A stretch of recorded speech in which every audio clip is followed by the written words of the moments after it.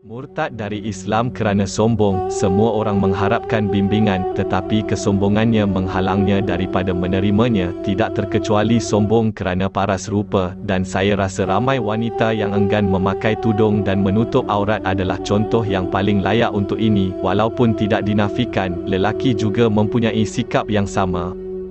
Ada seorang raja, Jabalah bin Aiham, ahli perniagaan di Raja Asan, sangat meminati Islam. Beliau juga menulis surat kepada Khalifah Umar radhiyallahu anhu meminta izin untuk datang ke Madinah memeluk Islam.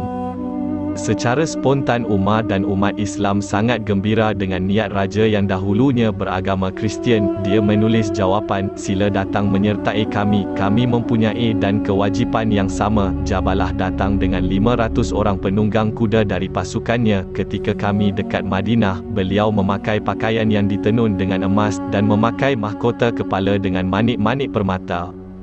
Manakala pasukannya memakai pakaian yang sangat cantik, masuklah ke Jabalah bersama pasukannya ke kota Madinah. Tidak ada seorang pun penduduk Madinah, melainkan semua mata mereka terbeliak melihat Raja Asan, sehingga kanak-kanak dan wanita. Setelah sampai di rumah Umar, beliau memberi salam dan mengajaknya duduk lebih dekat.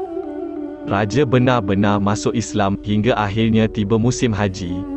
Pada musim haji ini, Umar menunaikan haji, begitu juga Jabalah. Di sinilah masalah bermula. Sedang melakukan tawaf, tiba-tiba ihram Jabalah dipijak oleh seorang fakir dari suku Fazarah. Melihat perkara itu, Jabalah segera berang dan menampak orang miskin itu, sehingga hidungnya cedera. Fakir itu marah, dan dia hanya boleh mengadu kepada Umar bin Khattab, khalifah yang adil dan bijaksana.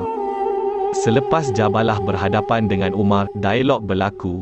"Mengapa kamu menampak saudaramu ketika dia tahawaf, wahai Jabalah, hingga hidungnya terluka?" tanya Amirul Muminin.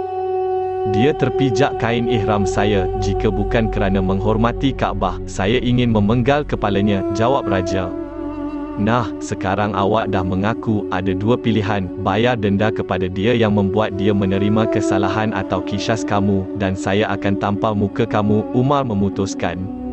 "Saya dikisas, walaupun saya raja dan dia fakir," kata sombong dari Jabalah. "Wahai Jabalah, sesungguhnya Islam menyamakan kedudukanmu dengannya, tidak ada yang menjadikannya lebih mulia daripada takwa." Umar menjawab. "Kemudian saya akan kembali kepada agama Kristian," kata Jabalah. "Sesiapa yang menukar agamanya, murtad, maka dia dibunuh. Jika kamu kembali kepada Kristian, aku akan memenggal kepala kamu," jawab Umar tegas. "Beri aku masa hingga esok, wahai Amirul Mukmin," tanya Jabalah. "Ya, kami sedang menunggu," Umar menjawab. Pada malam itu, Jabalah dan beberapa orang tenteranya keluar dari Mekah. Dia pergi ke Konstantinopel dan kembali kepada agama Kristian. Setelah sekian lama dia menetap di bumi Kristian, peluang untuk menikmati kelazatan dunia mula berkurangan, seiring dengan berkurangnya kemampuan pancaindera manusia untuk menikmati dunia. Tinggalkan kerugian, Jabalah masih menyimpan kenangan indah sebagai seorang Muslim. Dia teringat betapa nikmatnya solat dan puasa bersama orang Islam. Pernah dia menyanyikan bait puisi sambil menangis. Orang terhormat menjadi Kristian kerana tamparan. Jika dia bersabar, itu tidak akan membahayakannya. Saya terpaksa melakukannya kerana kesombongan dan kehormatan yang kini saya tukar dengan mata buta. Jika ibu saya tidak lahirkan aku, jika aku kembali kepada keputusan Umar, jika aku melihat orang miskin dan aku berjalan dalam suku Rabiah dan Mudhur, jika aku berada dalam Syam dengan kehidupan yang lebih sengsara, saya duduk bersama bangsa saya, pekak dan buta. Jabalah tidak ada kuasa untuk kembali kepada Islam. Dia kekal sebagai Nasrani sehingga meninggal dunia, mati dalam keadaan kufur kerana sikap sombongnya untuk tunduk kepada peraturan Tuhan sekalian alam.